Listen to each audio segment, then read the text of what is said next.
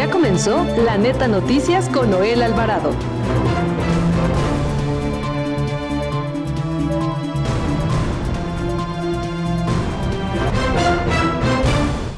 La presidenta de México, Claudia Sheinbaum, aseguró que no habrá impunidad en el caso de Irma Hernández, la maestra jubilada que fue asesinada en Veracruz, luego de que fue secuestrada por presuntos integrantes del crimen organizado. La Asociación Alto al Secuestro reportó 196 víctimas en junio de este 2025 a nivel nacional, mientras que en las cifras oficiales se reportan solo 60 víctimas de plagio. La Unidad de Inteligencia Financiera de la Secretaría de Hacienda y Crédito Público bloqueó las cuentas bancarias del exsecretario de Seguridad Pública de Tabasco, Hernán N., a quien se le busca por su relación con la organización criminal La Barredora.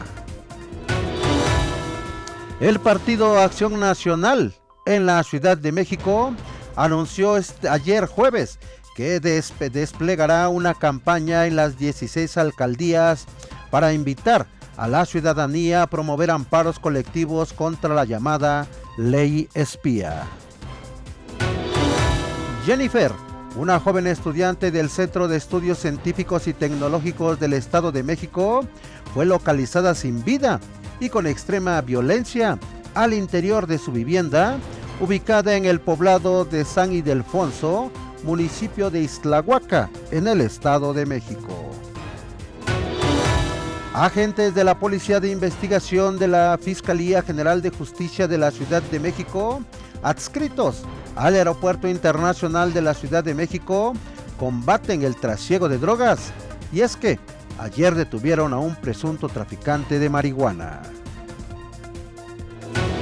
Muy buenas tardes, bienvenido a La Neta Noticias por Acústica Radio de este 25 de julio del 2025. Y en los próximos 30 minutos les daré toda la información más importante de México y el mundo. Saludamos también a los amigos que nos ven y nos escuchan a través de nuestras plataformas digitales de Acústica Radio. Nuestro número telefónico, el 5590-357300.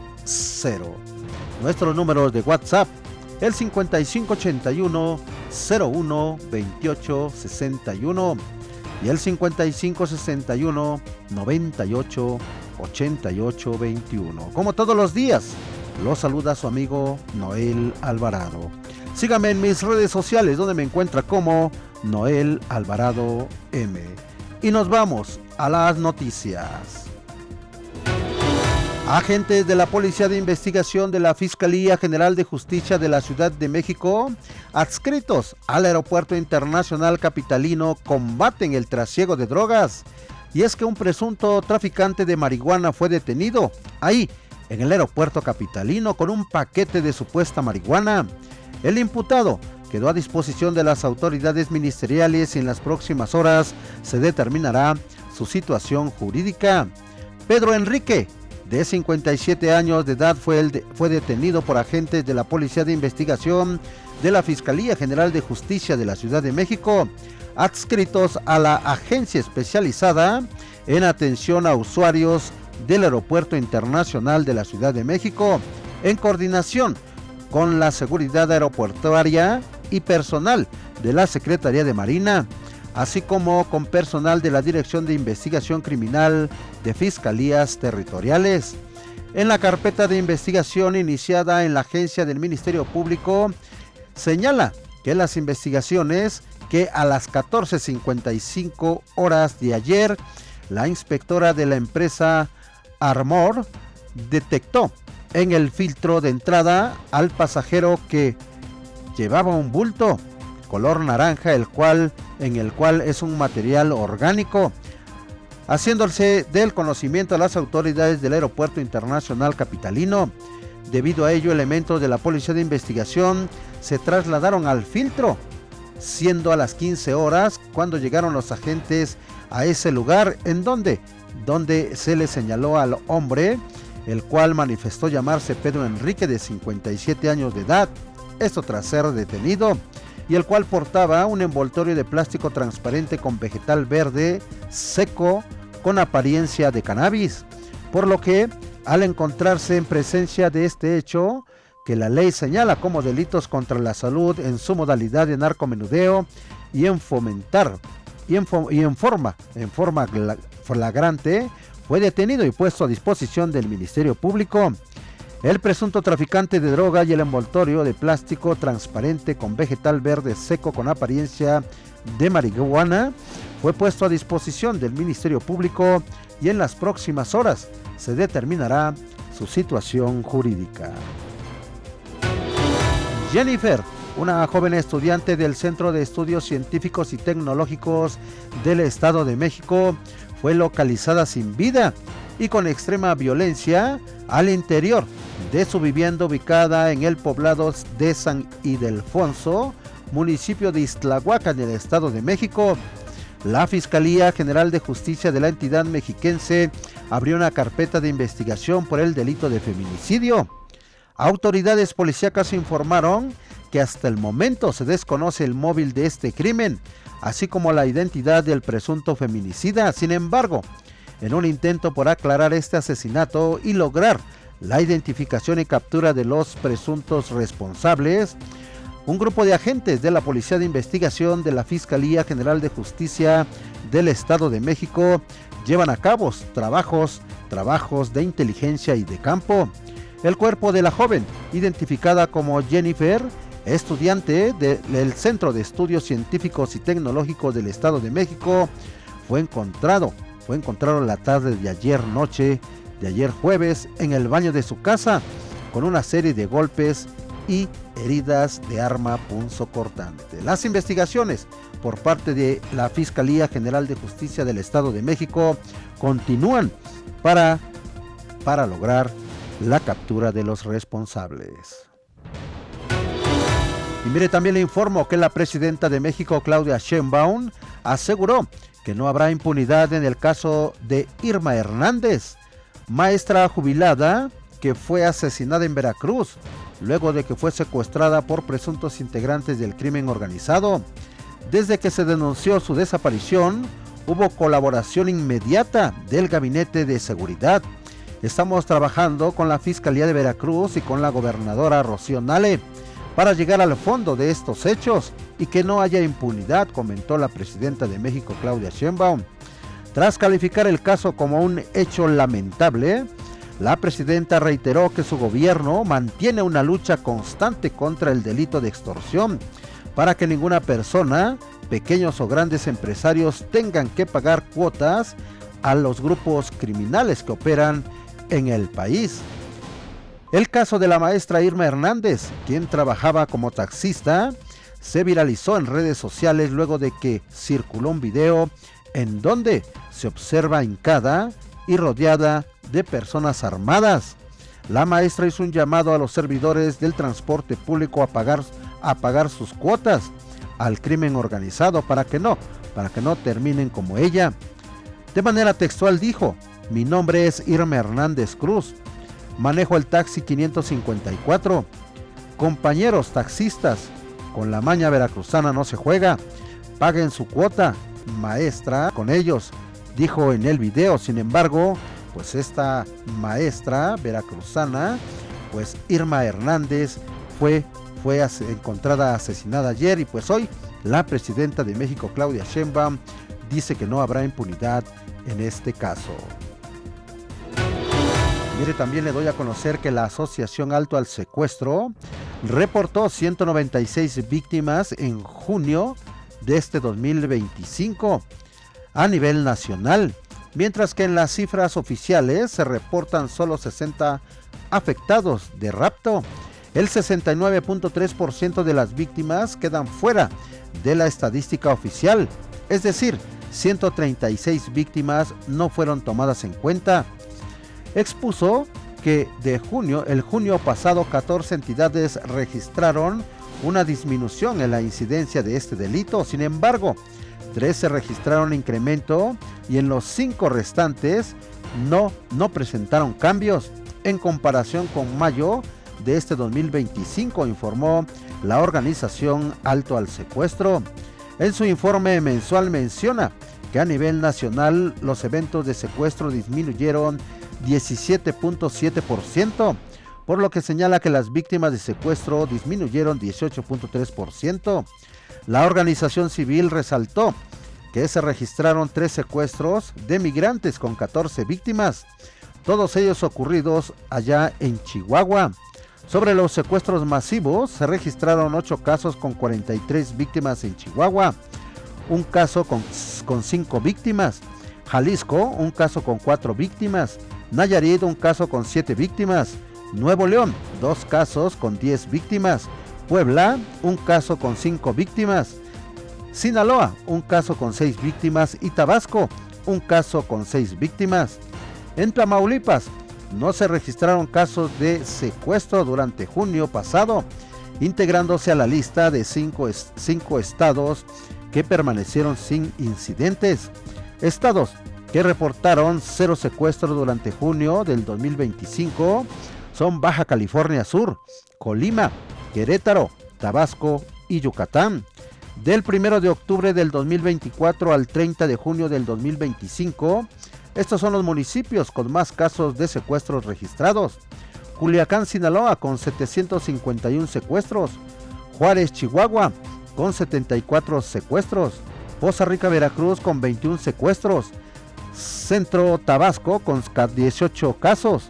Tijuana, Baja California, con 17 casos. Pues la situación complicada de sobresecuestros en el país, aunque bueno, la percepción dice que disminuyeron el 18.3%, pero hay que tomar en cuenta que el reporte de la Asociación Alto al Secuestro dice que fueron 196 víctimas solo en junio del 2025 y que pues 133 víctimas no fueron tomadas en cuenta en las denuncias.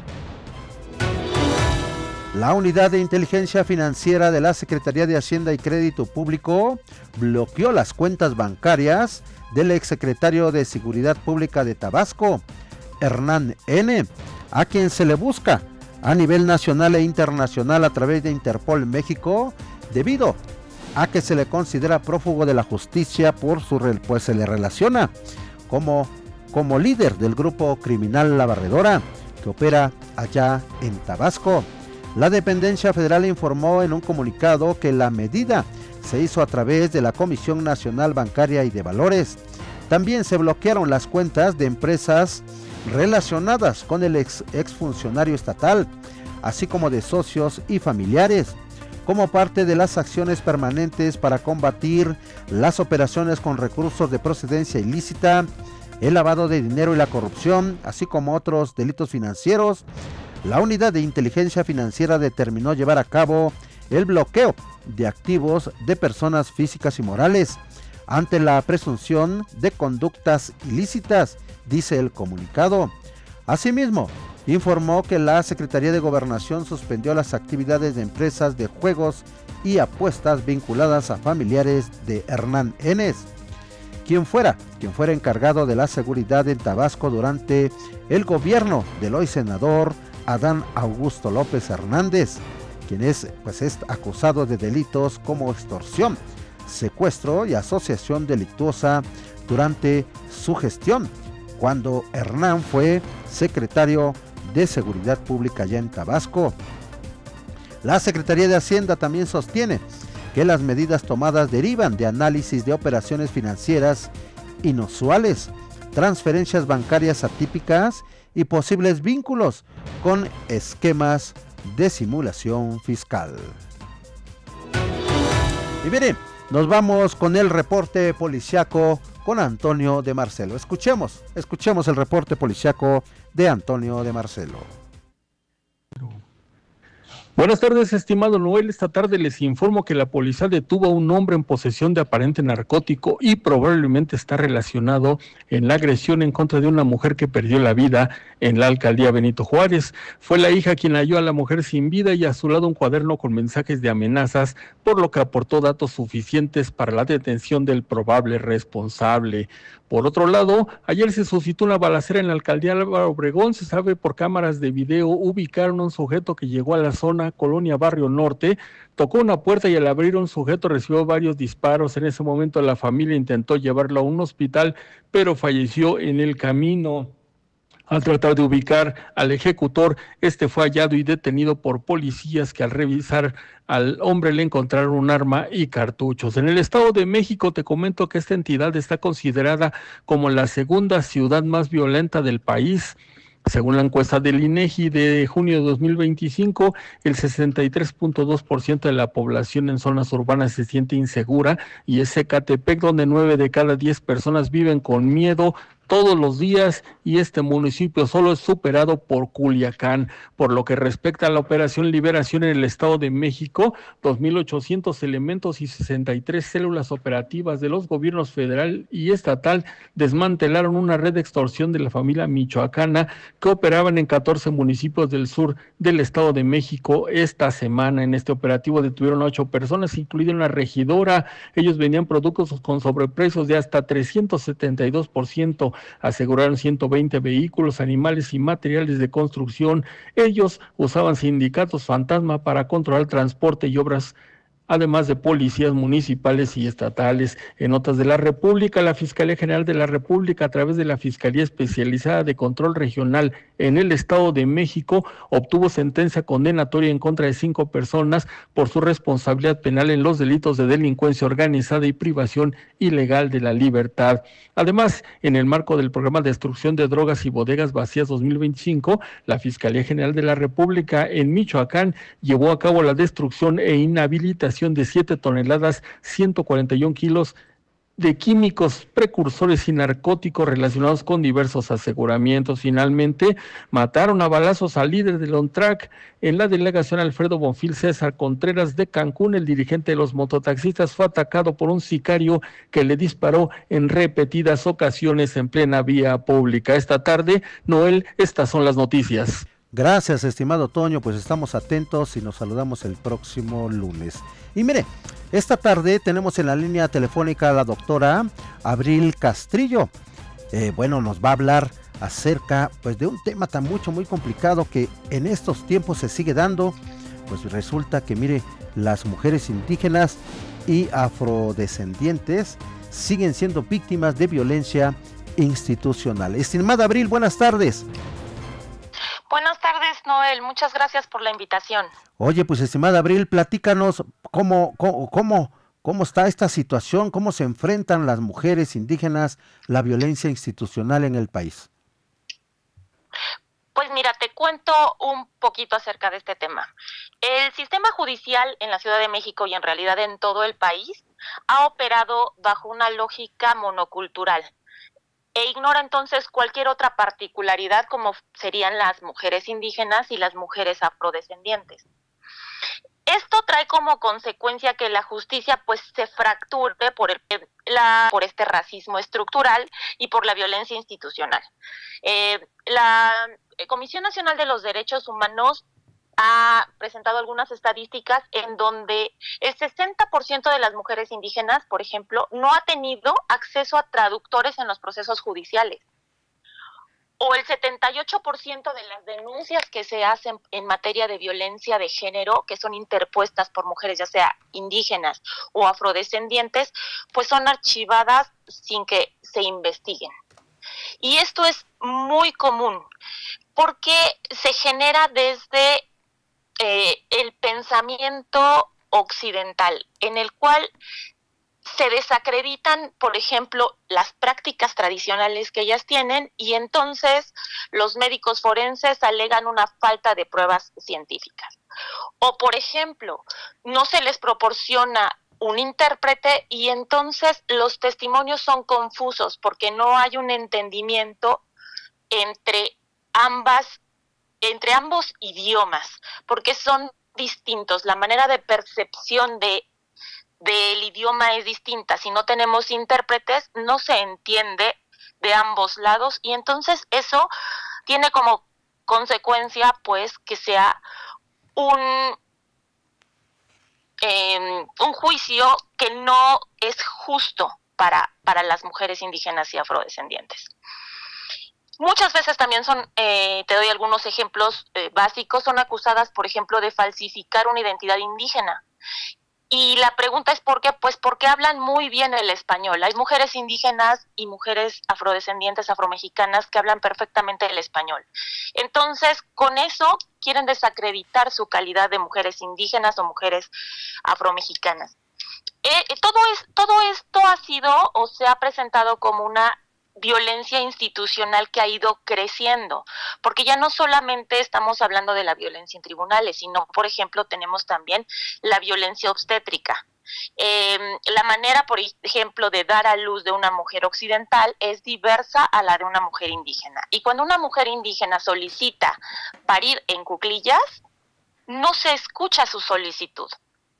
En las instancias o en los lugares donde se imparte la salud pública, los seguros, los hospitales, etcétera, no cuentan obligatoriamente con un espacio en donde se dé la atención médica con esta perspectiva intercultural que se requiere. Digámoslo así, se ha visto claramente que alrededor del 40% de las mujeres, tanto indígenas como afrodescendientes, han decidido a últimas fechas dejar de denunciar, porque con esto quieren evitar justamente el acoso de las autoridades, las burlas policiales, y entonces eso deja una brecha muy amplia en el sistema. La pregunta es, ¿qué se puede hacer?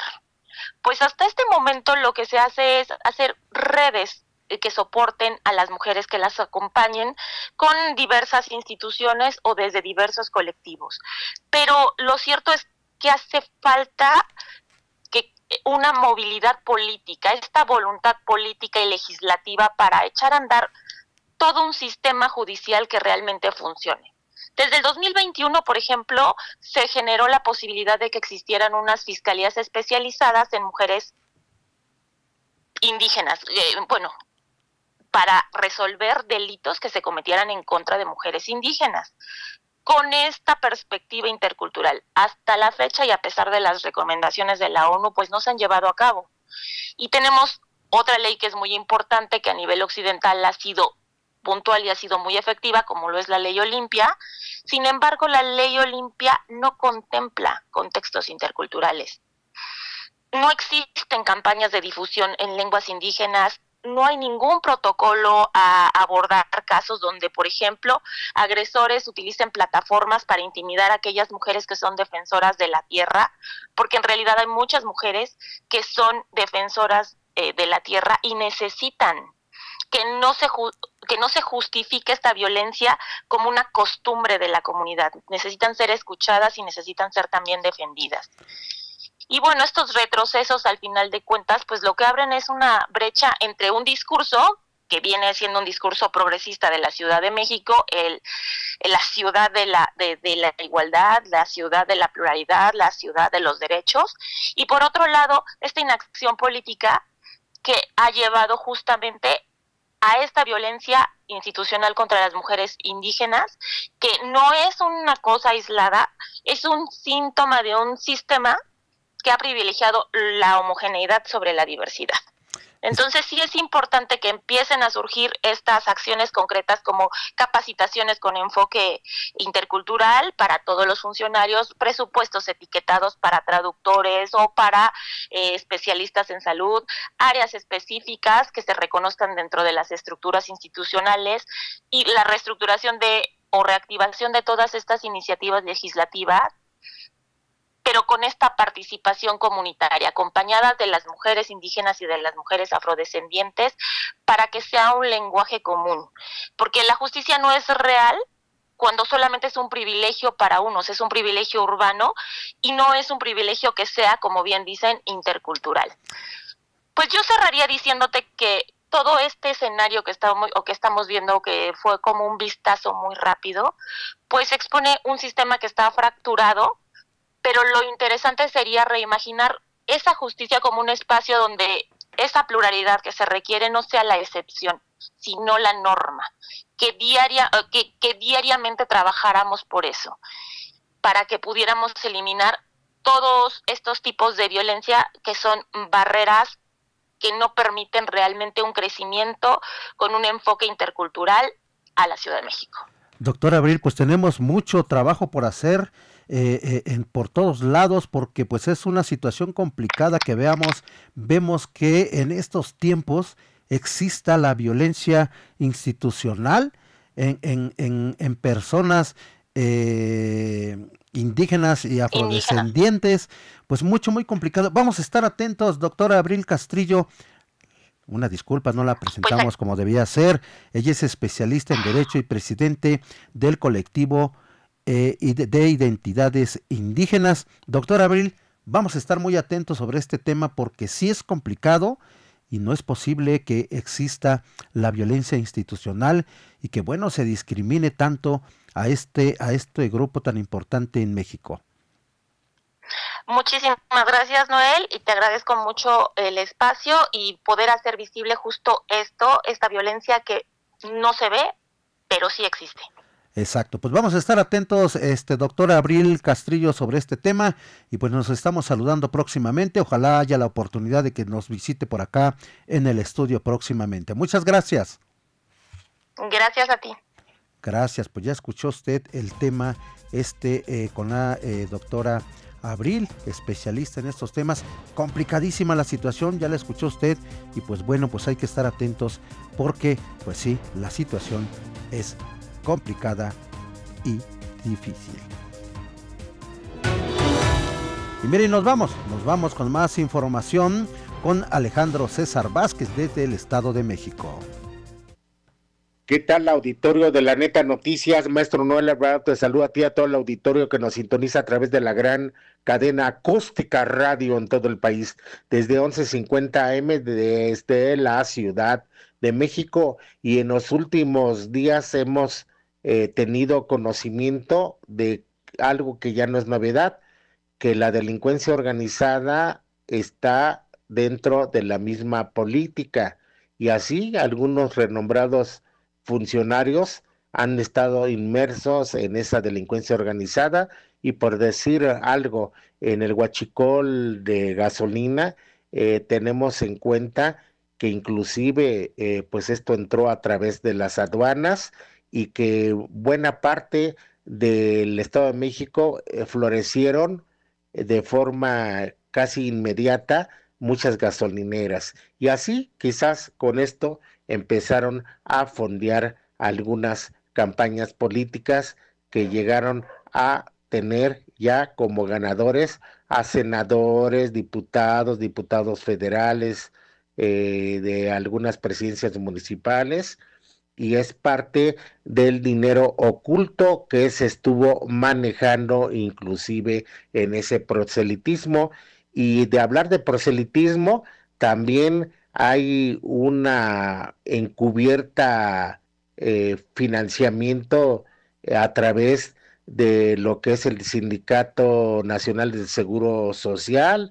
En este caso, fuentes bien informadas nos refieren que gran parte de esos recursos, concretamente de la sección quinta, que abarca la delegación México Oriente, cuya titular es la ineficiente delegada, que en este caso es Josefina Estrada, pues resulta que inclusive pues esos recursos son de procedencia no nada normal, inclusive quizás hasta de venta de plazas, y lo que nos han comentado inclusive algunos derechohabientes, maestro Noel Alvarado, es que paran actividades para realizar el proselitismo. Estamos hablando inclusive y ponemos a la orden de todos, fotografías en el abandono a algunas guarderías para escuchar las supuestas propuestas y la oferta política de los que ahora serán candidatos, y que así pues es parte de la complicidad con la propia delegada Josefina Estrada, al quien se le ha señalado presuntamente de malos manejos al imponer inclusive a administradores nosocomios. Es nuestra información. Muy buena tarde y buen fin de semana. Gracias al amigo Alejandro César Vázquez, y cerramos con los deportes con Roberto Quesada. Buenas tardes, Noel Alvarado, amigos radioescuchas. Pues el 25 de julio quedará marcado como el día en que el histórico portero Keylor Navas debutó en el fútbol mexicano. Y es que quedó todo completamente listo para que el considerado mejor arquero de la CONCACAF se estrene como portero de los Pumas cuando los felinos visiten a los Gallos Blancos de Querétaro en el Estadio La Corregidora hoy a las 7 de la noche. El resto de la jornada de hoy, que es la jornada número 3, es la siguiente. Puebla enfrenta a Santos a las 7 de la noche y el clásico de la frontera entre Tijuana y Juárez se juega a las 21:05. Y mañana habrá una jornada maratónica. Pachuca recibe al Mazatlán a las 5 de la tarde. Las Chivas enfrentan al San Luis a las 17:07 y el Cruz Azul espera a León a las 7 de la noche. En tanto que Toluca y Tigres a la misma hora se enfrentan en el estadio del campeón del fútbol mexicano, y Monterrey y Atlas se enfrentan también a las 7 de la noche. Cierran la jornada 3 Necaxa contra América a las 21:05 horas. Y después de disputarse lo que será esta jornada 3 del torneo Apertura, llegará el parón en el torneo local para que los equipos de la Liga MX puedan participar en la League Cup, torneo que se tiene contemplado que arranque el próximo 29 de julio. El evento tendrá la participación de 36 clubes, incluyendo los 18 equipos de la Liga MX y los 18 equipos mejores clasificados de la MLS. Y en el ciclismo, el UAE, equipo de los Emiratos Árabes Unidos, tuvo una tarde fantástica en la ciudad medieval, donde 3 de sus ciclistas completaron el primero, segundo y tercer lugar de esta competencia. A pesar de este gran logro, lo que más llamó la atención fue el gesto que tuvo el mexicano Isaac del Toro con su compañero Igor Arrieta, quien consiguió su primera gran victoria en los circuitos profesionales. Isaac del Toro comandó gran parte de la competencia. Ya para las últimas vueltas, sus otros dos compañeros Arrieta y Antonio Morgado apretaron lo suficiente para sumarse al mexicano, quien al final bajó el ritmo para dejar pasar a Igor, que entraba en primer lugar, y él quedó en el segundo sitio. En más de ciclismo, la ciclista mexicana Yareli Acevedo conquistó el Slam, que se disputó en la prueba de eliminación femenil dentro de la CL2 Summer Slam, que se disputó en el Velo Sport Center de Los Ángeles, California. Acevedo, quien representa a la Universidad Nacional Autónoma de México, conquistó la primera posición tras superar a la noruega Anita Yvonne Stenberg y a la colombiana Lina Marcela Hernández Gómez, quienes se ubicaron en el segundo y tercer lugar con 68 y 60 puntos respectivamente. Y en la Fórmula 1, la escudería Cadillac, que va a debutar a partir de la temporada 2026, al parecer ya tiene definido al piloto experimentado con el que contará para su estreno dentro de la máxima categoría del deporte motor. El equipo estadounidense apostó por el finlandés Valtteri Bottas, y de este modo el Checo Pérez quedaría descartado, por lo que el regreso del jalisciense al Gran Circo luce más complicado de lo que se ve después de que dejó Red Bull en el 2024. Esta es la información deportiva. Gracias. Gracias al amigo Roberto Quesada. Amigas y amigos, hasta aquí la neta noticias, pero rápidamente déjenme mandar saludos a todos los amigos que nos escuchan de lunes a viernes, todos amigos que nos escuchan de lunes a viernes en la República Mexicana. Mandar saludos afectuosos al amigo Marcos Valerio, que nos escucha allá en Puebla, al amigo Ricardo Ortega, que también nos escucha allá en San Luis Potosí, al amigo Ricardo Almaraz, que nos escucha todos los días en la Ciudad de México. Y bueno, también mandar saludos muy especiales, mandar saludos a Andrea Alvarado, porque mire, el pasado martes fue su cumpleaños, ex colaboradora de la Neta Noticias. Le mandamos un fuerte abrazo, Andrea, muchas felicidades y síguetela pasando bien, porque seguramente sigues festejando desde el martes y seguirás festejando todavía el fin de semana. Te mandamos un fuerte abrazo. Los amigos de la Neta Noticias, te mandamos un fuerte abrazo. Aquí todo el equipo te mandamos felicitaciones. Síguetela pasando bien. Amigas y amigos, pues sí, hasta aquí la Neta Noticias.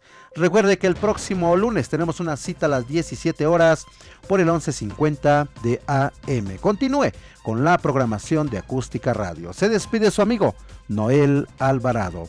Nos saludamos y nos escuchamos el próximo lunes. Pase usted un excelente fin de semana. Esto fue La Neta Noticias con Noel Alvarado. Una producción de Grupo Acústica.